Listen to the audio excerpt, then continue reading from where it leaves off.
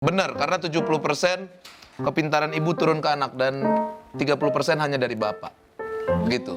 Benar nggak? Saya nggak tahu kok. Saya sih baca-baca gitu. Ku anfusakum wa ahlikum nara. Jaga diri dan keluargamu. Diri dulu dan keluarga. Maka keluarga itu tanggung jawab dihindarkan dari api neraka.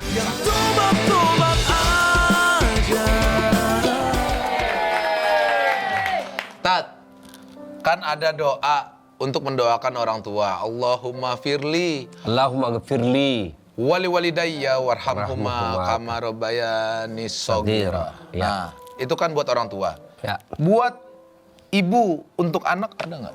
Nah, yang paling ringan, yang paling pendek, paling gampang, doa yang diajarkan langsung Allah yang ajarkan kepada Ibrahim, yaitu Allahumma rabbi habli minas solihin. Ya Allah, berikan hamba anak yang soleh. Itu dalam bentuk bahasa Arab. Allahumma rabbi habli minas solihin. Selalu dalam majelis saya ditanya sama ibu majelis taklim, Ustadz, apa doanya? Apa doanya ini? Apa doanya? Saya bilang, ibu mau minta apa? Saya mau punya bisnis lancar. Ya itu doanya, bisnis lancar. Ya Allah, berikan saya bisnis yang lancar. Karena tidak ada satupun dalil, hadis ataupun ayat yang mewajibkan orang berdoa memakai bahasa Arab. Tidak ada. Ya, memang dianjurkan berdoa memakai bahasa Al-Quran.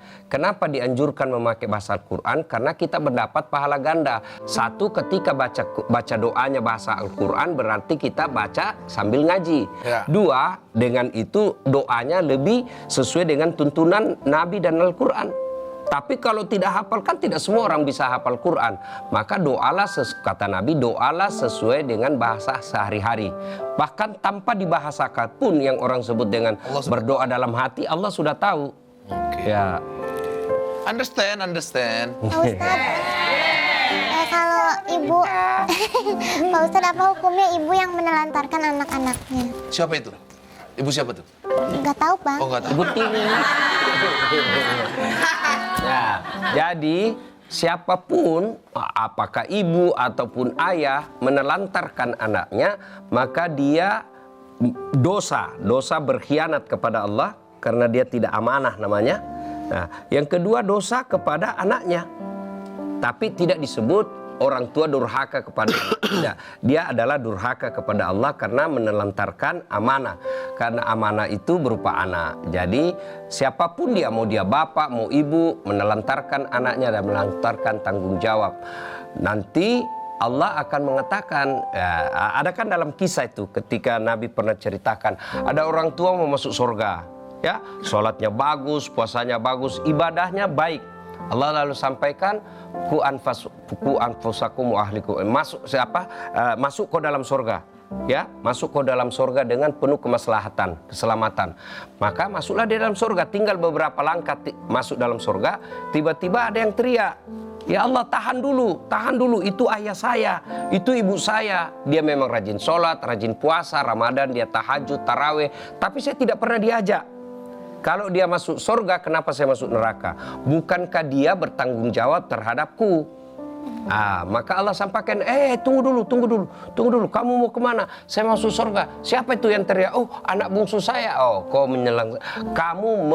menelantarkan anakmu. Kamu mengkhianati tanggung jawab yang saya berikan. Itulah makna dari ayat, ku anfusakum wa ahlikum nara. Jaga diri dan keluargamu. Diri dulu dan keluarga. Maka keluarga itu tanggung jawab dihindarkan dari api neraka. Sampai kapan Ustadz? Sampai ajal menjemput. Ya, menasehati sampai ajal menjemput. Menafkahi, memberi makan sampai dia berkeluarga. Tapi untuk menasehatinya, menunjukkannya hal batil itu sampai akhir hayatnya. Ya. Terus Pak Ustadz mau nanya, kalau ibu baru melahirkan biasanya kan memberikan ASI kepada anaknya. Nah, kalau ibunya itu tidak bisa memberikan ASI ataupun bahkan ada juga mungkin yang nggak mau sama sekali memberikan ASI, itu hukumnya seperti apa? Beda tidak bisa dengan tidak mau. Beda tidak bisa dengan tidak mau. Kalau Quran itu jelas sekali memberi ASI itu sampai 2 tahun. Disebut angkanya 2 tahun. Setelah itu baru disapi. Ya, 2 tahun.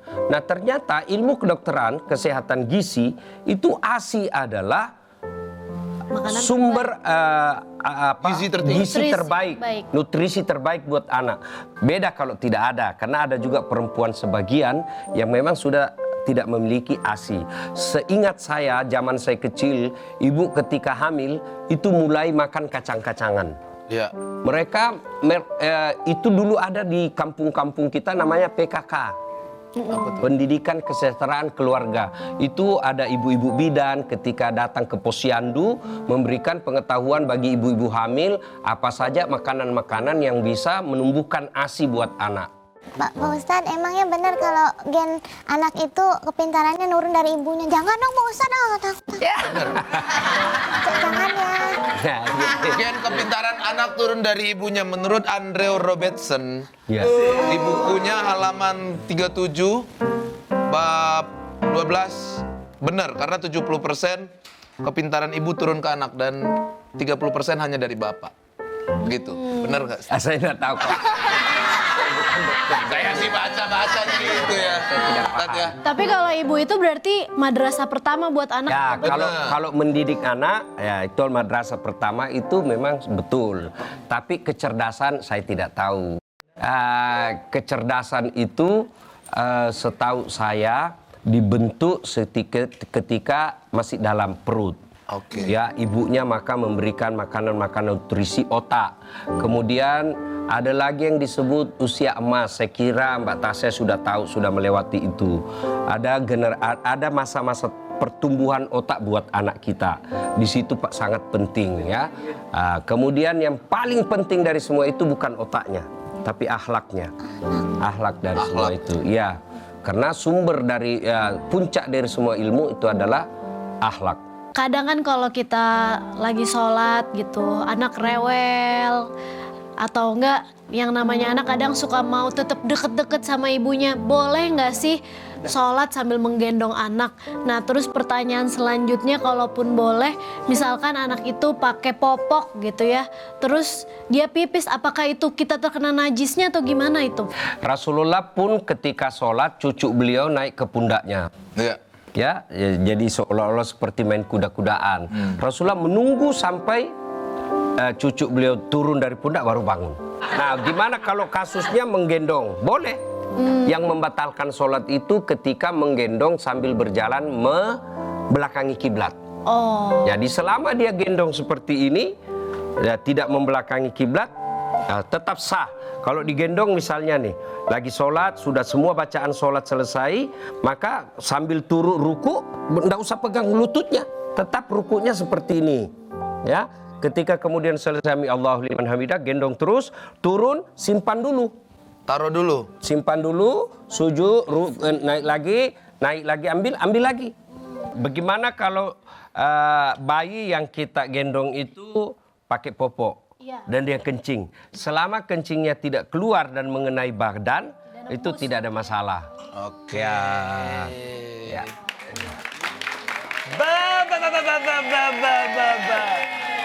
Dari mana kakak cara? Apa sih? Menurut sahabat saya ini, Apa? Siapa teman Madura kamu? Muslim, Triton Muslim. Ada Triton Muslim. Menurut saya. Kok lo pakai baju Madura, Bel? Awak. Itu Padang. Awak tuh Padang. Awak tuh Padang. Saya jualan tadi di toko sate. Terus? Jual kipas angin saya. Terus? Akhirnya seteng nggak punya duit. Kasih baju saya ini. Lambah.